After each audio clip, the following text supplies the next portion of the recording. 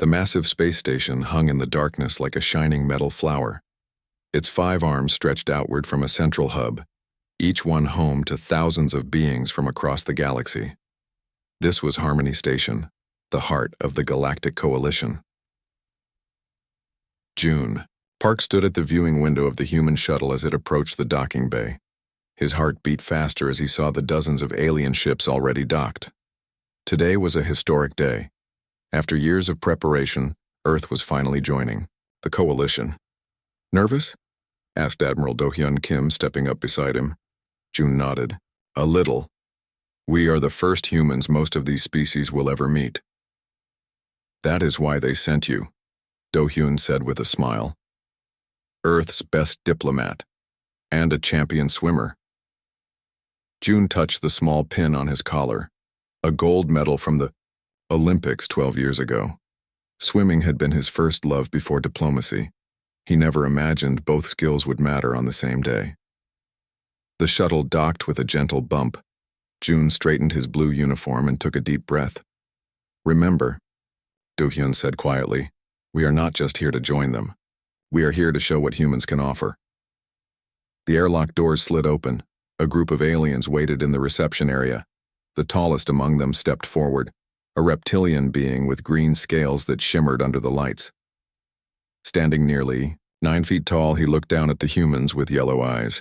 "Welcome to Harmony Station," the reptilian being said in perfect English. "I am Vexus, Chief Ambassador of the Coalition. We are pleased to finally meet humans in person." June bowed slightly.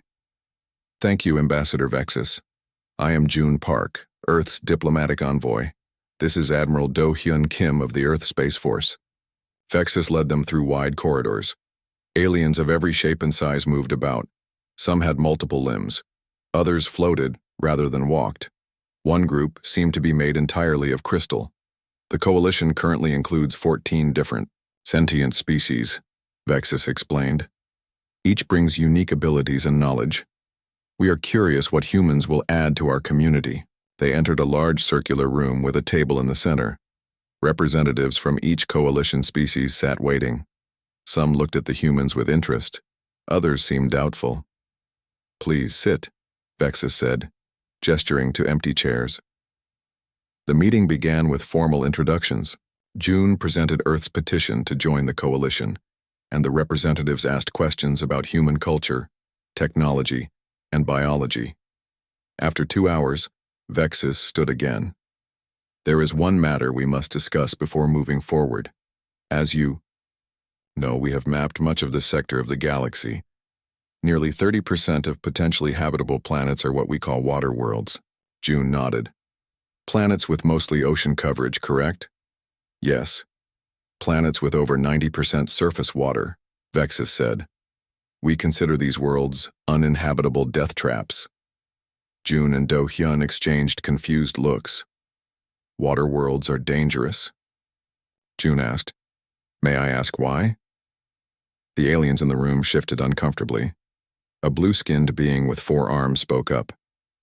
"Most species in the Coalition evolved on worlds with large land masses," she explained.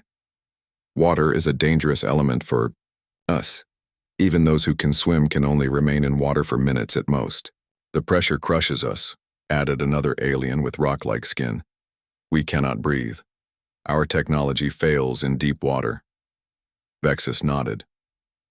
"Water worlds are rich in resources and could support colonies, but they remain unused because no coalition species can safely explore or settle them." June tried to hide his surprise. Earth was 71% water. Humans had been swimming, diving, and exploring oceans for their entire history. "That is unfortunate," June said carefully. "On Earth, we have extensive underwater cities and research stations. Our deepest ocean trenches have been explored for over a century." The room went silent. Every alien stared at June. "You can survive underwater?" asked a small furry creature near the end of the table. "Not indefinitely without equipment," Do-hyun explained. "But trained humans can hold their breath for many minutes. With basic gear, we can stay underwater for hours. With advanced equipment, we can live underwater for months." Vexus's yellow eyes widened. "This is Unexpected. No species in the coalition has such abilities. A holographic display appeared in the center of the table, showing a beautiful blue planet. This is Aquarius 7, Vexus said, a water world rich in rare minerals. 3 exploration teams have been lost trying to study it. The pressure at even moderate depths crushed our best vessels. June studied the planet. It looked like Earth, but without any visible land masses. What if humans could help explore these water worlds? June suggested. It could be our contribution to the coalition. An older alien with gray skin and white hair snorted in disbelief. Forgive me, Ambassador, but words are easy. These are not swimming pools. These are alien oceans with crushing pressures and unknown life forms. Du Hyun smiled. Perhaps a demonstration would help. Does the station have any aquatic facilities? We maintain a research tank for studying water-based life forms, Vexus said. It is 20 meters deep. Perfect, June replied. Would tomorrow be suitable for a demonstration? The word spread quickly through the station. By the next morning, representatives from all 14 species had gathered around the enormous research tank. The water inside was clear and, viewing windows allowed everyone to see the entire tank. June stood with a small team of humans who had been aboard the shuttle. Jiho Lee, a marine biologist. Tae Kang, a deep-sea mining engineer. Soo-min Yoon, an oceanographer. And Han Choi, a former Naval Special Forces operator. They wore simple swimwear, which caused murmurs among the aliens, who had expected elaborate protective gear. We will demonstrate basic human aquatic abilities, June announced. Then we can discuss how humans might help explore water worlds. Han went first, diving cleanly into the water. He swam to the bottom of the tank 20 meters down and waved at the shocked aliens watching through the glass. He stayed there for nearly 2 minutes before returning to the surface. Next, Soo-min demonstrated different swimming styles. Her powerful strokes through the water made several aliens gasp. When she did a series of underwater flips, a few younger aliens applauded. Jiho and Tae entered the water together, bringing sample collection tools. They worked at the bottom of the tank, gathering and sorting objects that had been placed there, communicating with hand signals. Finally, it was June's turn. He stood at the edge of the tank, feeling the weight of every alien eye on him. This was why Earth had sent a diplomat who was also an Olympic swimmer. He took a deep breath and dove. The water embraced him like an old friend. June swam to the bottom with powerful kicks, then pushed off and began a series of complex movements that had once earned him gold medals. For nearly 3 minutes he stayed underwater, his body flowing through the water with grace and control. When he finally surfaced, the room was completely silent. Then Vexus stepped forward. I believe, the tall reptilian said slowly, that humanity may have something unique to offer the coalition after all. Du Hyun nodded. This is just the beginning. Earth stands ready to help explore worlds that have been out of reach until now. As the aliens began talking excitedly among themselves, June knew everything had changed. Humans had just taken their first step into the galaxy not as ordinary newcomers, but as something special. The water worlds, that the coalition feared might become humanity's greatest opportunity. The news spread through Harmony Station faster than light. Within days, every being in the Galactic Coalition had heard about the humans who could swim. Many dismissed it as newcomers showing off. Others wondered if these soft, hairless aliens truly offered something valuable. Vexus called an emergency meeting of the Coalition Council. All 14 species sent their highest representatives to the Grand Chamber. The curved walls displayed images of water worlds, beautiful blue spheres that had remained mostly unexplored. We have all seen the basic demonstration, Vexus said, his scaled hands resting on the podium. But before we consider changing our stance on water worlds, we need more proof of human capabilities. June nodded from his seat. In the week since their arrival, the human team had adapted to life on the station. They had learned to use the food dispensers, navigate the twisting corridors, and even picked up a few alien greetings.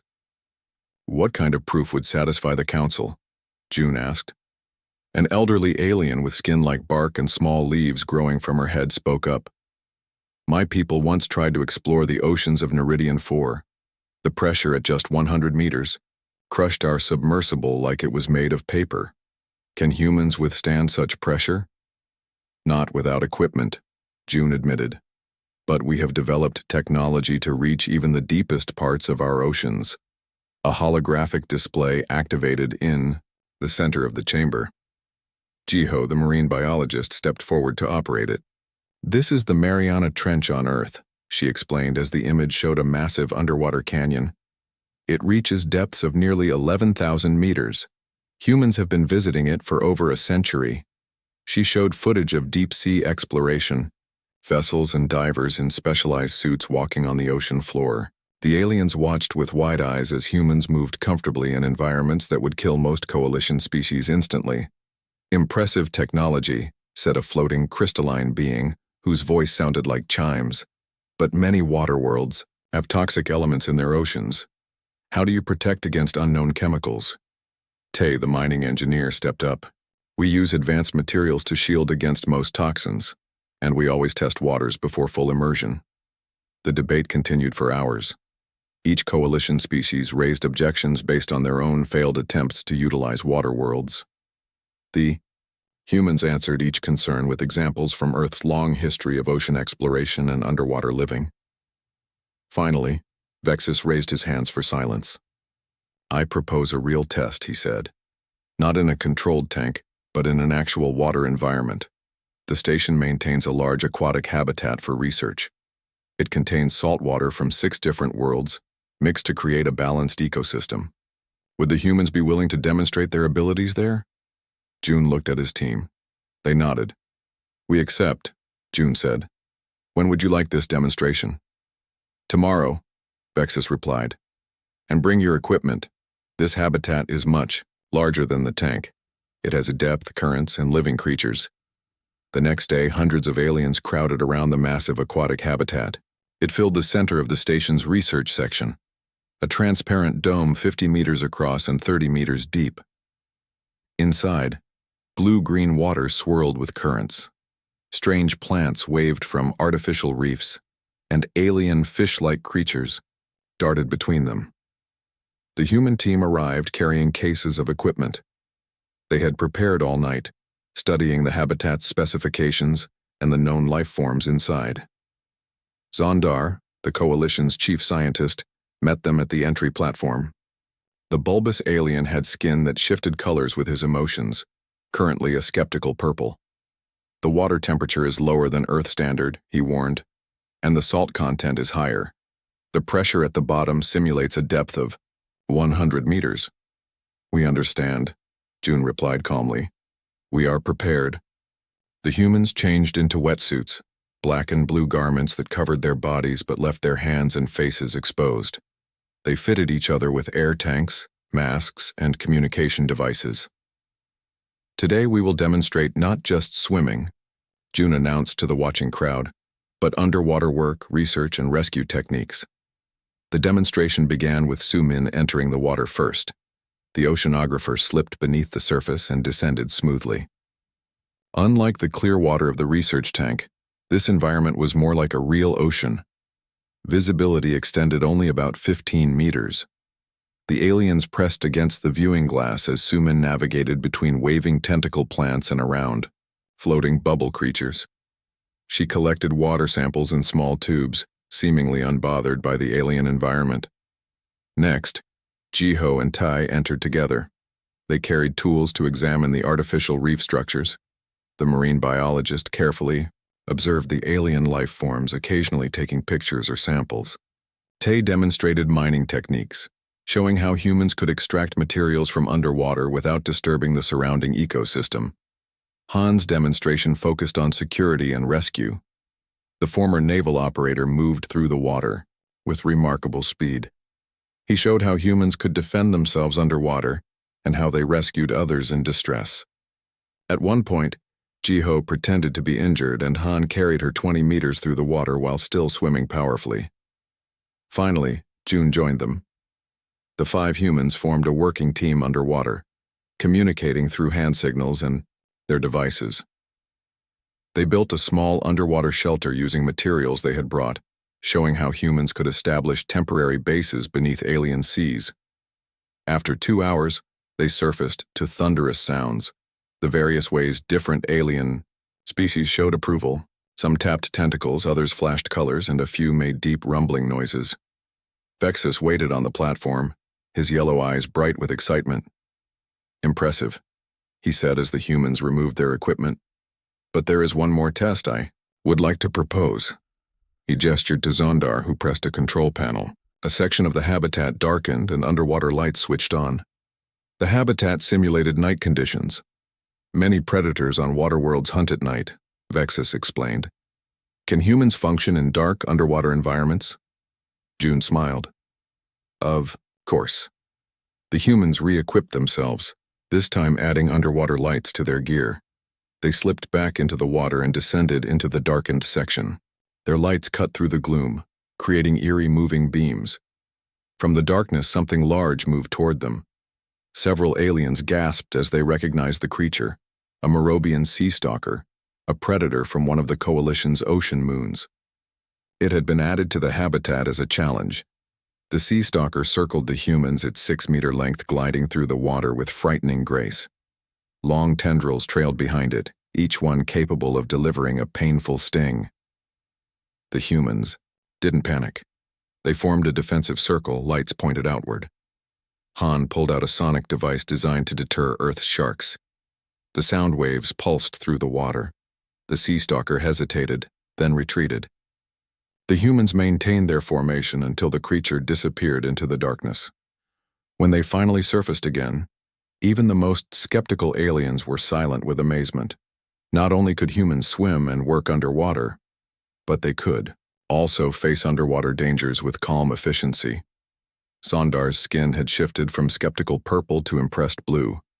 "I believe," the scientist said slowly, "that we should discuss a joint mission to an actual water world. These humans have proven themselves worthy of such a challenge." Vexus nodded in agreement. "There is one planet that has long tempted us with its resources. A world we have tried and failed to explore 3 times.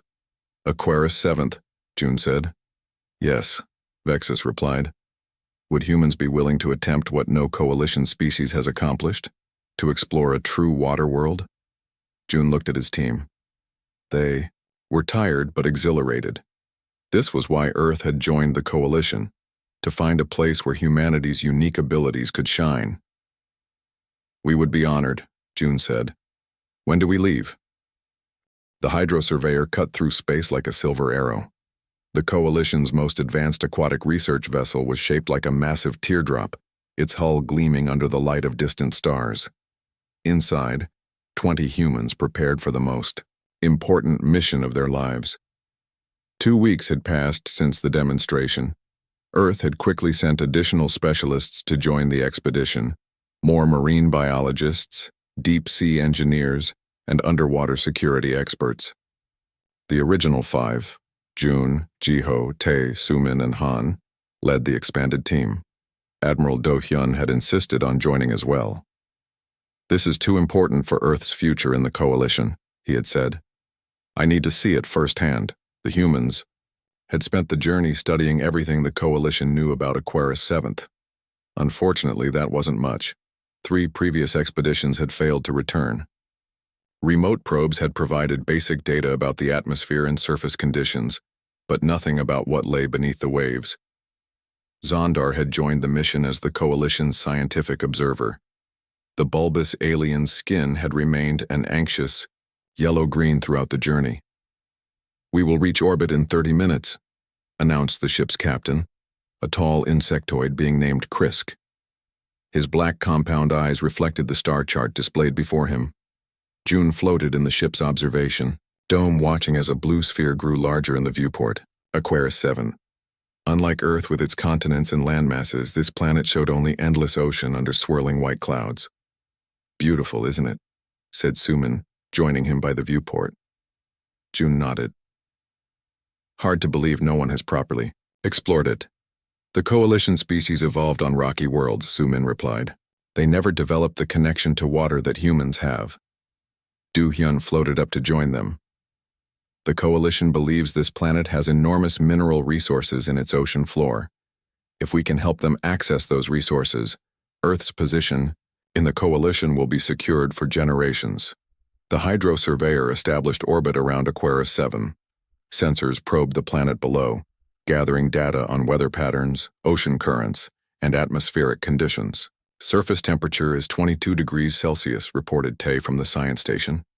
Atmosphere is breathable, higher oxygen than Earth, but within safe limits.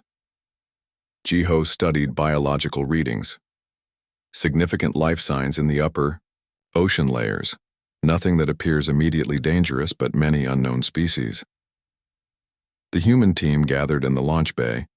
They wore specially designed suits, a combination of Earth diving technology and Coalition materials. The suits were lightweight but could withstand enormous pressure and protect against unknown toxins. Zondar addressed them before they boarded the landing craft. "Remember," he said, his skin now a worried blue. "Our best submersibles were crushed at depths of just 500 meters. The previous teams never even managed to establish a base." Han smiled confidently. "With all respect, we've brought something better than submersibles. Ourselves," added June. The landing craft detached from the Hydro Surveyor. It was shaped like a giant metal seed pod, designed to float on water rather than land on solid ground. As it descended through the atmosphere, the humans felt the familiar pull of gravity returning. The craft broke through the cloud layer, and gasps filled the cabin. Below them stretched an endless expanse of deep blue water. No islands, no land, just ocean in every direction to the distant horizon. "It's like Earth's Pacific," whispered Jiho, but with nothing else. The landing craft touched down with a gentle splash. It bobbed on the waves as stabilizers deployed, keeping it steady on the water's surface. Then it began to transform. Panels slid open, platforms extended, and a floating base station took shape around the central pod. Within an hour, the humans had established Earth's first outpost on a water world. The floating station provided living quarters, research facilities, and a secure dock for smaller vessels and diving operations. Base Alpha is operational, June reported to the Hydro Surveyor in orbit. "We are ready to begin preliminary dives." Zondar's voice came through the communication system. "Proceed with extreme caution. Remember what happened to the previous expeditions." The first dive team consisted of Su-min, Jiho, and 2 other specialists. They prepared their equipment carefully: oxygen tanks, specialized cameras, sample, collection tools, and scanning devices. "We'll stay above 100 meters for this first dive," Su-min told the others. "Focus on collecting samples and basic observations. No risks." They slipped into the alien ocean one by one. The water felt slightly different from Earth's, denser with a faint sweet smell. Visibility was excellent, extending at least 30 meters in all directions. Su-min led the way downward. The water near the surface was warm and filled with life. Small, translucent creatures drifted past them, some glowing with soft blue light. Plant-like organisms waved gently in the currents. Jiho collected samples in specialized containers, carefully preserving each specimen for later study. Her excited voice came through the communication system. "These life forms are completely new to science. The biological diversity is amazing." They descended to 80 meters. The water grew cooler and darker, but their lights cut through the gloom. Larger creatures became visible, some similar to Earth's fish, others utterly alien in form. "Recording everything," reported one of the other divers. "The Coalition will be amazed by this footage." After 2 hours, they returned to the surface with dozens of samples and hours of video. The team on the floating base eagerly helped them out of the water. "Incredible," Jiho said as she removed her mask. "The ecosystem is rich and diverse, and we only scratched the surface." For the next 2 days, dive teams explored the upper layers of Aquarius 7's ocean. They documented hundreds of new species and mapped ocean currents. The Coalition scientists in orbit received their data with growing excitement. On the 3rd day, Do Hyun led a team to explore deeper waters. Despite Jun's concern about the Admiral joining a dive team, Do-hyun had insisted. "I was a naval diver before I was an admiral," he had reminded Jun. "This is why I came." Do-hyun's team descended to 200 meters, twice the depth of previous dives. At this depth, the water pressure was intense, but their suits handled it well. Their lights revealed a different ecosystem, strange coral-like formations growing in complex patterns. "These formations seem unusually regular," Do-hyun noted as they swam closer. Han pointed to a particularly large structure. "Almost looks like architecture," finished Do-hyun. They swam closer. What had appeared natural from a distance now showed clear signs of deliberate construction. Straight lines, perfect curves, symmetrical openings. "This isn't natural," Do-hyun said, his voice tight with excitement. "These are ruins." As their lights swept across the structure, they revealed an enormous building, partially collapsed but unmistakably artificial. And beyond it, barely visible, in the distance were more structures. "We found something," Do-hyun reported to the surface team. "It appears to be artificial construction, and if I'm not mistaken, it's not the only one." Jun's voice came through their communicators, filled with amazement. "Are you saying there was a civilization here?" "Was or is," replied Do-hyun. "We're looking at a submerged city, Jun. A city built underwater, not flooded later. These structures were designed to exist beneath the waves." The news reached the Hydra surveyor in orbit. Zondar's skin turned a bright purple of shock and excitement. "This changes everything," the alien scientist said. "No wonder our previous expeditions failed. They were looking for natural resources, not civilization." Back on the surface, Jun stared at the footage being transmitted from Do-hyun's team. "We need to establish a second base," he decided, "directly above the ruins. We're going to need more divers, more equipment. The coalition will want to send their own researchers," Tae pointed out. Jun nodded. "And we'll help them do it safely. But first we need to understand what we found." As night fell on Aquarius 7th, the floating base was alive with activity. Plans were made for expanded exploration, deeper dives, and proper archaeological study of the underwater ruins. In orbit, the Hydro Surveyor transmitted the news to Harmony Station and beyond.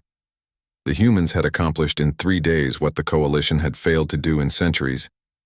They had not only survived on a water world, they had discovered its secrets.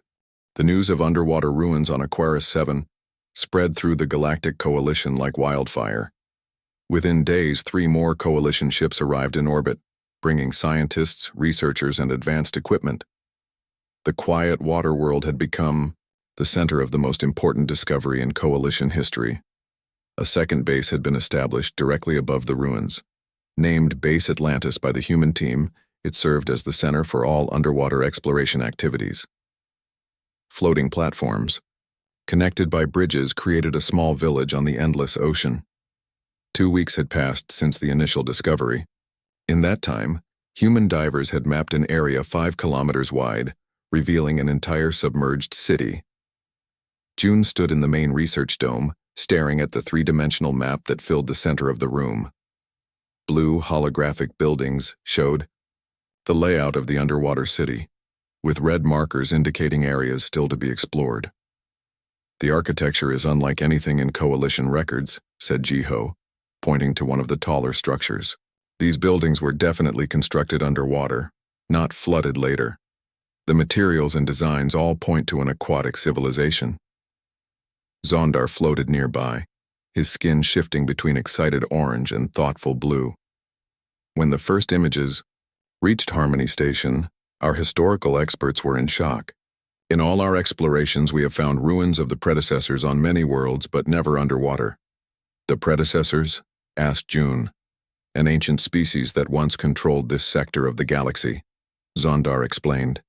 "They vanished roughly 50,000 years ago, leaving only ruins and fragments of their technology. We have spent centuries trying to understand them." Tae joined them, holding a tablet with analysis results. The age of the ruins matches that time frame.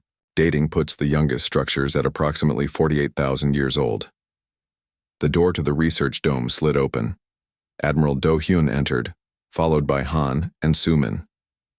All three wore diving suits with the helmets removed. "We finished exploring the central tower," Do-hyun reported. "And we found something you need to see." He connected a small device to the holographic projector. The image of the city disappeared, replaced by video footage from their dive. The camera moved through a large doorway into a vast circular chamber. In the center stood a massive stone monument covered in carvings. "Are those—" Zondar's voice trailed off, his skin turning bright white with shock. "Symbols," confirmed Han, "similar to those found in other predecessor ruins." The camera zoomed in on the carvings. Complex patterns of lines and curves formed what appeared to be writing. "This is unprecedented," Zondar whispered. "The same writing. System has been found on 3 other worlds, but the meaning has always eluded us." Sumin stepped forward. "There's more. The central chamber connects to a network of smaller rooms. We found artifacts, devices, and what appears to be data storage units. The preservation is remarkable," added Do-hyun. "The underwater environment protected everything from decay and damage." June turned to Zondar. "Is this why the previous expeditions failed? Were they looking for something specific?" Zondar's skin darkened to a guilty purple. "The Council never authorized me to share this, but yes. Rumors of predecessor technology on water worlds have existed for centuries.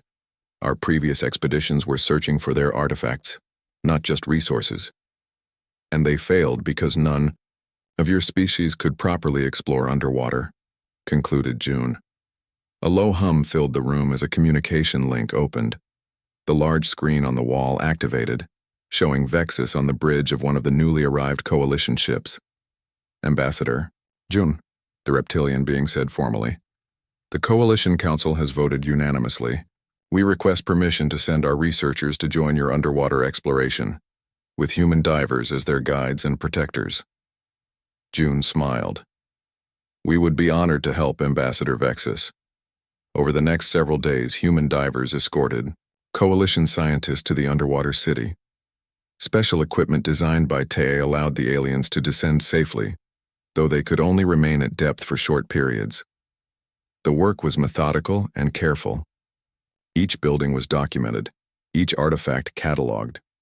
The humans' natural comfort underwater proved invaluable, allowing them to access areas that would have remained forever hidden to the Coalition species.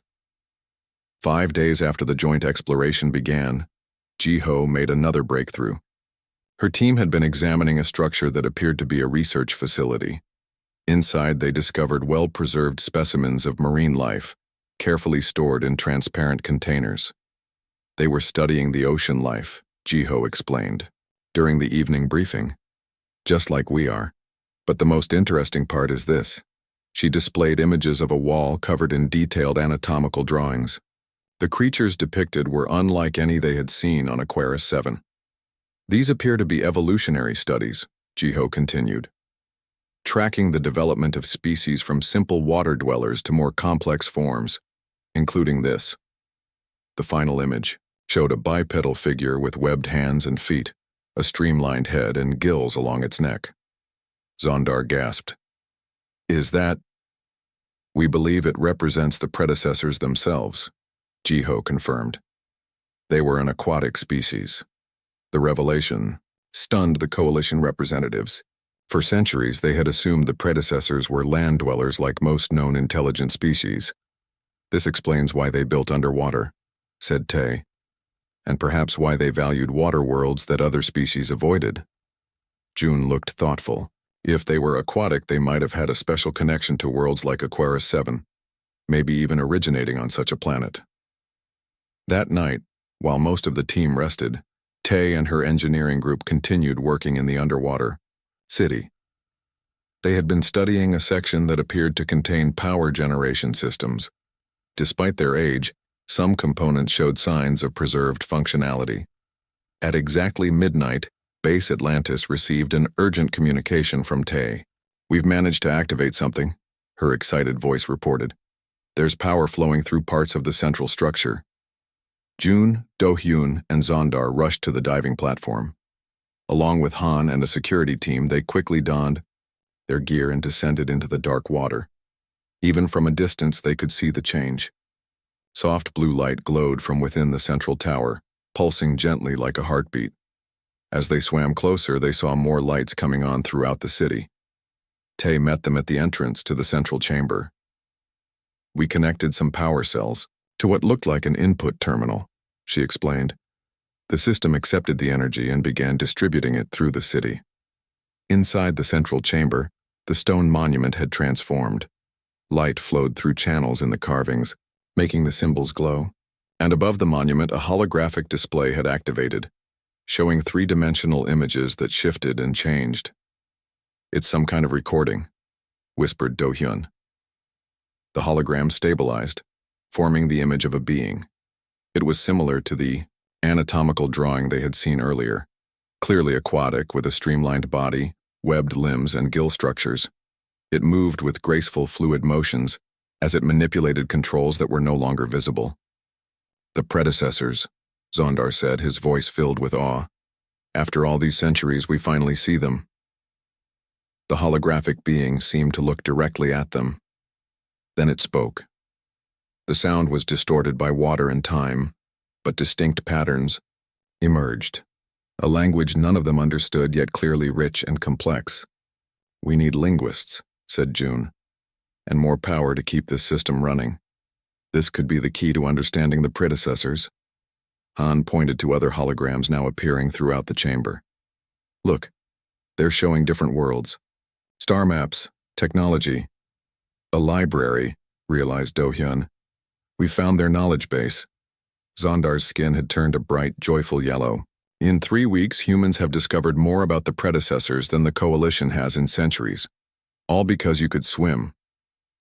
As they watched the ancient recordings play out before them, June felt a strange connection to these long-vanished, aquatic beings. Perhaps humans, with their affinity for water, were not so different from the predecessors after all. "We should report this to the Coalition Council immediately," said Zondar. "This discovery changes our understanding of galactic history." June nodded. "And it changes the future too. Water worlds are no longer death traps. They're treasures waiting to be explored." The blue light from the ancient technology cast moving, shadows across their faces as they watched history come alive beneath an alien sea. 6 months had passed since the first human dive on Aquarius 7. The once empty ocean world now buzzed with activity. Dozens of floating structures dotted the endless blue surface. Research vessels from all 14 Coalition species orbited the planet. Transport ships arrived weekly, bringing new equipment and personnel. What had begun as a simple exploration mission had become the largest joint scientific project in Coalition history. June stood on the observation deck of Harmony, Station looking out at the stars. Behind him, the Coalition Council chamber had been prepared for a special ceremony. Representatives from all species had gathered, dressed in their formal attire. Earth officials had traveled for weeks to attend this historic event. Admiral Do-hyun joined June by the viewport. The admiral wore his dress uniform, decorated with new medals awarded for the discovery on Aquarius 7. "Nervous?" Do-hyun asked. June smiled. "A little. This changes everything for Earth." The door slid open and Vexus entered. The reptilian diplomat had become one of humanity's strongest supporters in the Coalition. His scales had been polished to a bright shine for the occasion. "It is time," Vexus announced. "The council is ready." They entered the grand chamber together. The curved walls displayed images from Aquarius 7, the underwater city, now fully lit by restored power systems. The floating research bases, and teams of humans guiding Coalition scientists through the ancient ruins. At the center of the room stood a large table. On it lay a document, the Waterworld Exploration Treaty. 6 months of negotiation had created this agreement between Earth and the Coalition. The head of the council, an ancient crystalline being named Lumina, chimed softly to call for silence. "Today marks a new chapter in Coalition history," Lumina began, her voice resonating like music. "For too long, we overlooked the potential of water worlds. We saw only danger where there was opportunity. We feared what we did not understand. Screens around the chamber showed other water worlds. 37 planets identified within Coalition space, all with vast oceans and minimal land. Planets rich with resources and secrets, previously written off as uninhabitable. Humans have taught us a valuable lesson, Lumina continued. Diversity is not merely to be tolerated, it is essential for our expansion among the stars. Each species brings unique abilities and perspectives. What one finds impossible, another finds natural. Vexus stepped forward. The predecessor technology recovered from Aquarius 7th has already yielded remarkable advances. Water filtration systems based on their designs are being implemented on 12 Coalition worlds. Biological studies of their aquatic adaptations have improved our understanding of evolution. Tay had led the engineering teams studying the ancient technology. Her work had unlocked secrets of energy production that Coalition scientists had begun adapting for modern use. Jiho's research into the predecessor biology had created new medical treatments for several Coalition species. Her team had discovered compounds in the alien ocean that showed healing properties. Sumin had mapped ocean currents across the entire planet, creating navigation systems that allowed safe travel even in the deepest waters. Han had trained a new security force, humans who protected Coalition researchers in underwater environments and rescued those in trouble. But perhaps the greatest discovery, said Vexus, was learning that the predecessors themselves were an aquatic species. This knowledge has transformed our understanding of galactic history. The holographic display showed images from the central monument, the recordings of the ancient aquatic beings who had once ruled the stars. Coalition linguists have begun to decipher their language, Vexus continued. We now believe they evolved on a water world much like Aquarius 7th. They developed technology that allowed them to leave their oceans and explore the galaxy. June had spent months helping coordinate the research efforts. The work had been exhausting but deeply rewarding. Humanity had found its place in the galactic community, not as newcomers to be tolerated but as valued partners with unique abilities. Today we formalize this partnership, Lumina announced. The Waterworld Exploration Treaty establishes joint human coalition teams for each newly designated mission. 37 waterworlds await exploration, with all discoveries and resources to be shared equally. June stepped forward to the table. As Earth's senior ambassador, he would sign on behalf of humanity. The document was old-fashioned, actual paper with physical signatures, a tradition the coalition maintained for historic agreements. As he signed his name, June thought of the journey that had brought them here. From a simple demonstration in a research tank to discovering an ancient civilization, humans had proven their worth among the stars. The chamber erupted in sounds of approval as he placed the pen down. The treaty was official. A new era of exploration had begun. The celebration continued late into the night.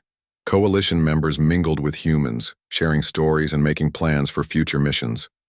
The barriers that had once separated them, physical, cultural, biological, seemed smaller now. Near the end of the evening, June received an urgent message from Aquarius 7th. The team there had made another discovery. He found Dohyun and Vexus in a quiet corner of the chamber. We need to return to Aquarius 7 immediately, June told them.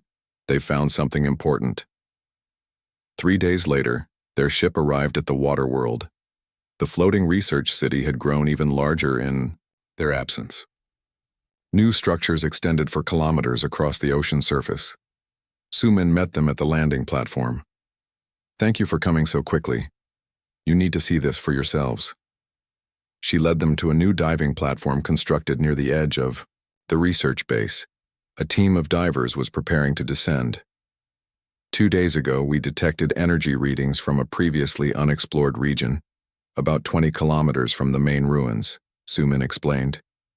We sent a team to investigate. They quickly donned diving gear and followed Sumin into the water. The descent took nearly 30 minutes as they swam deeper than any previous expedition. At 800 meters, their lights revealed a structure unlike the ancient city. This building appeared newer, with different architectural styles. And Unlike the predecessor ruins, it showed signs of recent activity. We think it's only a few hundred years old, Sumin said through the communication system. And look at this. She led them to an entrance where light spilled out into the dark water. Inside, they found rooms filled with equipment similar to their own research tools. Water tanks contained samples of local marine life. Screens displayed data in an unknown language. Someone else has been studying this world, whispered Do-hyun. Not someone, Sumin corrected. Something. She pointed to a wall covered with images. They showed beings unlike the ancient predecessors, but clearly aquatic, with streamlined bodies adapted for underwater life. We think they're still here, Sumin said, living in the deeper ocean trenches. We've detected movement and energy signatures at depths our equipment can barely scan. A current aquatic civilization, Vexus said in amazement. Not extinct predecessors, but living beings. We left monitoring equipment and backed away, Sumin explained. We didn't want to frighten them, but we've been receiving signals, patterns that suggest they're trying to communicate. June looked at the images on the wall. These beings had been studying their own world, just as the humans were. Perhaps they had been watching the recent activity on their planet with curiosity or concern. What do we do? Asked Do-hyun. June thought for a moment. We do what explorers have always done. We reach out peacefully. We try to communicate. First contact with a water-dwelling species, Vexus said. The coalition has protocols, but they never considered this scenario. Then we'll write new protocols, June replied. Together. As they swam back to the surface, June reflected on how much had changed. 6 months ago, water worlds were considered death traps. Now they held the key to humanity's place in the galaxy and perhaps to a new relationship with an unknown civilization. The ocean around them was no longer an alien environment to be feared. It was a highway to discovery, a path to the future, and humans with their unique connection to water would lead the way.